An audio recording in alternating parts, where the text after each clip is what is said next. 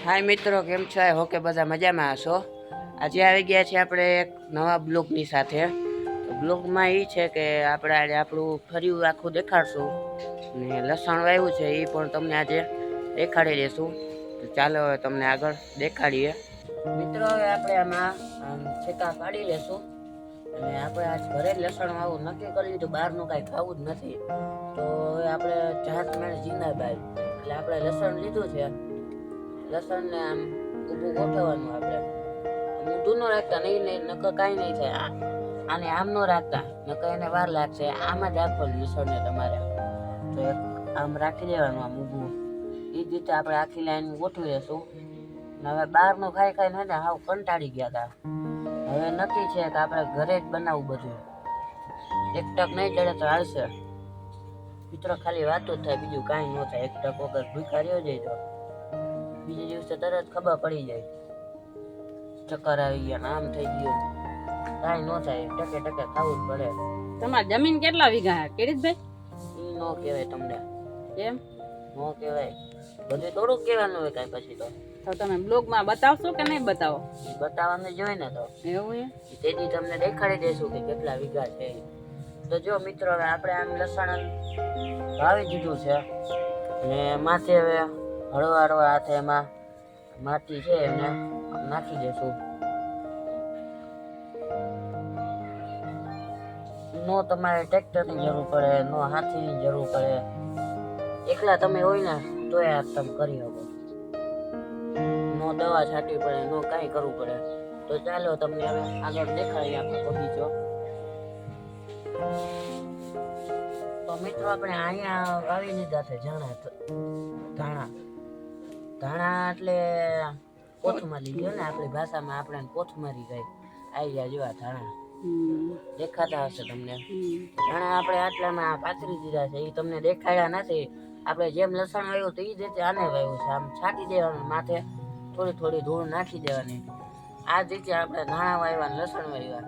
જોઈ હવે એ કેટલા દીમાં ઉગે છે. અને અહીંયા પણ આપણે લસણ વાવ્યું છે અને ધાણા બે અલગ અલગ છે. ચાલો હવે આપણે આગળ તમને દેખાડીએ આપણો બગીચો. તમે કેરેટમાં ક્યાંક ધાણા વાવ્યા હતા? હા, એ ધાણા હજી તમને પછી દેખાડશું. લસણ ને એ બે ભેગું તમને દેખાડશું કે એ કેટલા દિવસમાં એ તૈયાર થયું છે. તો ચાલો હવે આપણે આગળ વધી. મિત્રો, મારો જોનું પણ આવી ગયો તમને અમારા બગીચો દેખાડવા. તો એને પણ બગીચાની મોજ કરાવીને તમને આજે મોજ કરાવી છે. ચાલો હવે આપણે આગળ તમને દેખાડીએ. મિત્રો, આ શું છે? શું દેખાય તમને આમાં? તમે કયો દે શું છે કિરીટભાઈ? જામફળ. આમાં શું હોય? એવું? હા, જામફળ તમે જોયા નથી. આપણે લાગે એવું મને. અહીંયા જામફળ છે, આમાં અંદર છે. એવા જ આમ અંદર છે, પણ આમાં અડધું તો ચકલા ને ખિસકોલા ખાઈ જાય. બરાબર. એટલે કાંઈ વાંધો નહીં, એ ભલે ખાતા એના ભાગમાં છે. અહીંયા છે આ સીતાફળી. સીતાફળીમાં એમ જ છે, ફાલ રહેવા દીધો હે નહીં ક્યાંય. તમને જે એકાદી સીતાફળ દેખાડે. અને આ છે દાળમી. દાળમીમાં એવો જ ફાલ આવ્યો છે.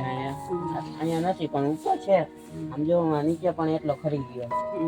ત્યાં ચકલા ખિસકોલા ઠેરી નાખે. આ છે લીંબુડી. ઉનાળામાં બહુ કામ આવે, કેમ કે શરબત પીવું હોય આપણે, લીંબુ ના ખાવું હોય, પૂછાય નહીં બાઈ નકર તાવ આવી જાય. એટલે આપણે લીંબુડી ઘરે જ આવી. આમ જો એ પણ પાકી ગયા છે. કેટલા લીંબુ આવ્યા. અને અહીંયા આપણે આ બીજી સીતાફળી હજી હમણાં જ આવી આપણે. એની માથે છે શંકર બાપાનો છાંયો. ભાઈ એમાં બિલ આવ્યા છે ને બિલ્લી પત્ર ઘણું છે. એનો છાંયો છે, વાંધો નથી આવતો. મહાદેવ ને માનતા હોય તો ભાઈ મહાદેવ લખજો કમેન્ટમાં. આમ જોઈ લે, મહાદેવ લખવાનું ભૂલશો નહીં તમે.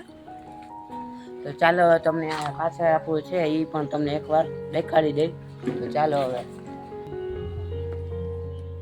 મિત્રો, આપણે અહીંયા જીભડું આવ્યું છે. જો જીભડામાં પણ એવું જ ફૂલ આવી ગયું. એક આયા છે, એક અહીંયા છે, એક અહીંયા હજી ફૂટવાની તૈયારીમાં છે.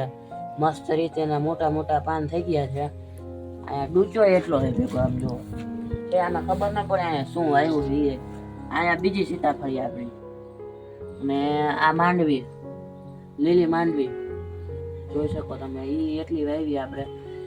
હા જો દૂચાર વચમાં આડા આવી એટલે જ આ મોટા ન થાય. જો લીલી માંડવી તમારે પણ આવું હોય તો બધું કાઢી નાખજો, નકર થાશે નહીં. અને અહીંયા ટમેટી, આ જો ટમેટી એટલી જ છે, અને ટમેટી ખરે એટલું જ છાણે પીવું. ટમેટીમાં દવા બવા છાંટો છો કે નહીં? કાંઈ નહીં, બધું એમનામ જ થઈ જાય. દવા કાંઈ છાંટવાની હોય જ નહીં એમાં.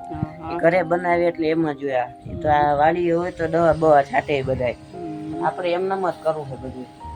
ડૂચો એટલો પડ્યો. હા 2 ઝાડવાળી છે ને ઉઈ જાય, ખબર નથી કાંઈ. મોટા થાય પછી ખબર પડે હવે એમાં તો. મિત્રો આ 2 વેલ છે, એક આવડિયા છે ને એક આ વેલ. 2 વેલના નામ તમે જણાવજો ને, 2 વેલ શું કામ કરે છે ને કેમ કામ એનું થાય છે, કોમેન્ટમાં જરૂરથી જણાવજો. 2 વેલના નામ અને એ વેલ શું કામ કરે છે, 2 જણાવજો. આ બધું જોઈ લો આખું વિડીયોમાં. જો કેવું મસ્ત ભૈરું ભૈરું છે આપણું ગાર્ડન.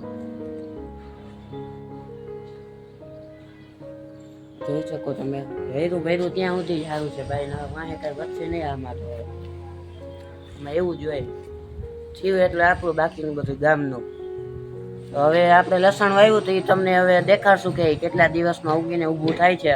તો ચાલો હવે આપણે એ બ્લોક તમે આમના જ દેખાડી દેશું કે કેટલા દિવસમાં એ થાય છે. ચાલો હવે આપણે આગળ જઈશું. ને જો તમને અમારો આ બ્લોગ ગમે તો લાઈક, શેર અને સબસ્ક્રાઈબ કરવાનું ભૂલશો નહીં.